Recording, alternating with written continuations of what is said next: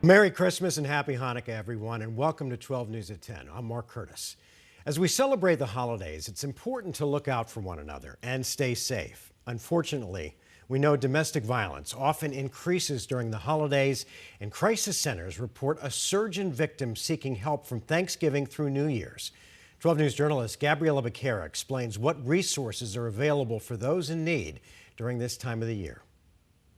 Domestic violence incidents are more likely to happen on or around major holidays like Christmas. Still, many incidents go unreported to police. The holiday season can be filled with joy, but it can also bring on added stress. It can pull at the fabric of the family and make that even more challenging. For some, the season of gift giving and travel often leads to financial strain, and family gatherings may come with conflict and grief. Experts say all of these factors contribute to an increase in domestic violence in the weeks leading up to the new year. We do see an increase in calls during the holiday season from people who are looking to find shelter from domestic violence. Tanner Swanson is the communications manager with A New Leaf in Mesa, a shelter that offers services for sexual and domestic violence victims. The best thing you can do during the holidays is to try to de-escalate tensions. According to the National Domestic Violence Hotline, 1 in 3 women and 1 in 4 men have experienced a type of physical violence in their life. Several studies found 911 calls and emergency room visits for those incidents peak this time of year. In the past month, local police departments across the valley have reported several critical cases of alleged domestic violence. In Cave Creek, a father is suspected of shooting and killing his son on Thanksgiving night during a domestic dispute. In Buckeye, on December 15th, a grandmother allegedly shot and killed her granddaughter following a family fight. And in Peoria,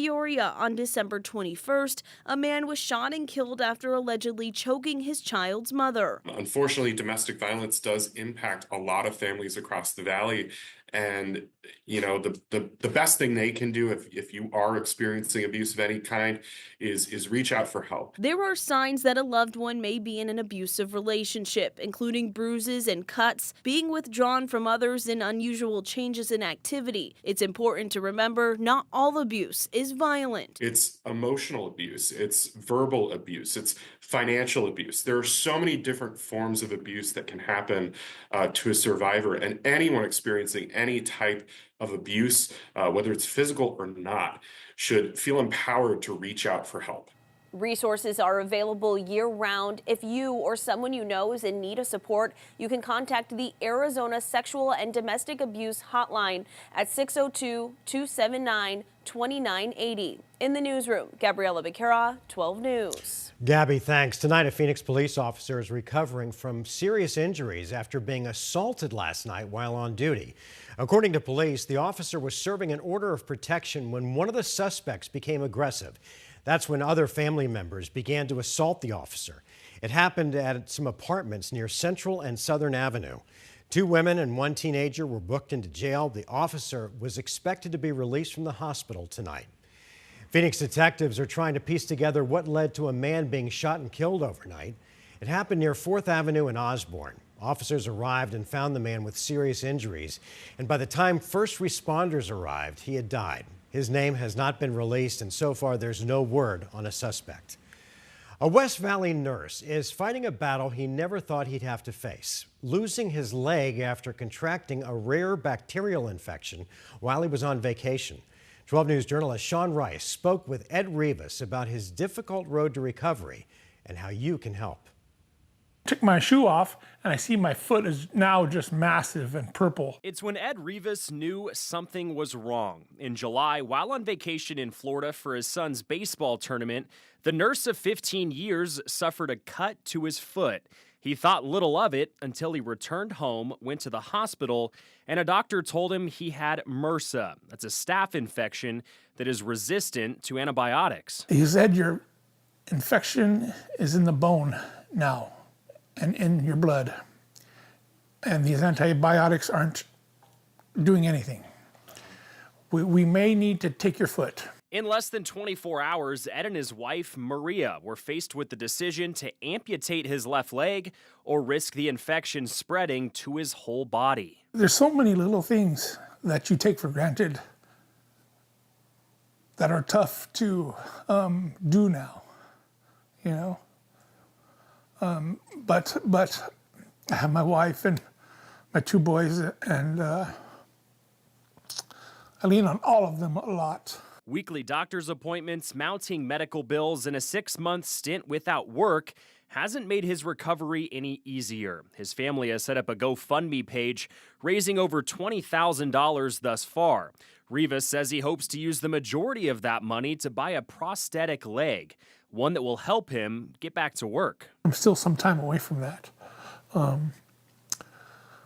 the wife keeps reminding me, you know, in God's time, For Ed, life changes have been numerous in 2024, but he says it's been a real eye-opener in many ways, none more so than the way people with disabilities are treated in public. They'll cut you off in line, they'll do whatever to get ahead of you, they'll take your spot, they'll block your spot. He hopes sharing his story will serve as a reminder to slow down and consider others around you, bringing a new mission to his life.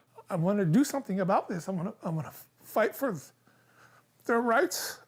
In Surprise, Sean Rice, 12 News. Sean, thanks. Well, let's check on the weather. Meteorologist Lindsay Riley is here. And Lindsay, we saw a little bit of a cool down today. Yeah. It's going to stick around as we head into the weekend? It's not going to stick around into the weekend, but the next 2 days, highs will not make it out of the 60s. It's actually where we should be for this time of year. So Thursday and Friday will stay in the mid to upper 60s across the lower deserts. By Saturday, we are right back to the 70s and then even mid 70s by Sunday and Monday. Average right now is right around 65 degrees. Here's our current temperatures.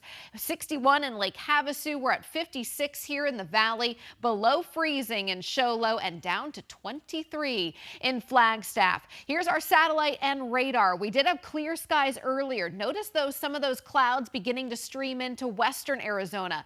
Rain and snow up in the Pacific Northwest. Most of that moisture will stay north, with the exception of parts of northern Arizona tomorrow. Now, we're all going to see an increase of cloud cover tonight through Thursday. Starts off dry, and then as we get close to the early afternoon, a couple sprinkles will be possible in around 3 p.m. for northwestern Arizona, and then that pushes out to the Navajo Nation between about 5 and 6 p.m. No snow accumulation is expected. This is not going to impact travel, but definitely you're going to notice some more clouds and cooler temperatures tomorrow. Mark? All right, Lindsay, thanks. Tonight's the first night of Hanukkah, and earlier this evening, hundreds gathered to watch the 46th annual lighting of the National Menorah in Washington.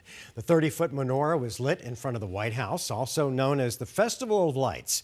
Hanukkah will be celebrated from tonight through January 2nd. Back here in the valley, the city of Mesa held its own ceremony to kick off the Festival of Lights.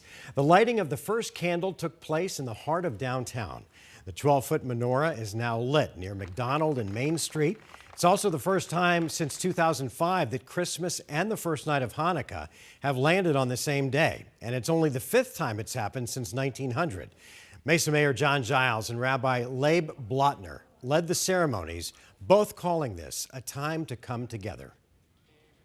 We live in a community of Mesa that people of all faiths could feel safe, could feel secure, and express their religion openly, freely, with joy, men, women, children of all ages. It's just a beautiful, beautiful expression of happiness and celebration of Hanukkah.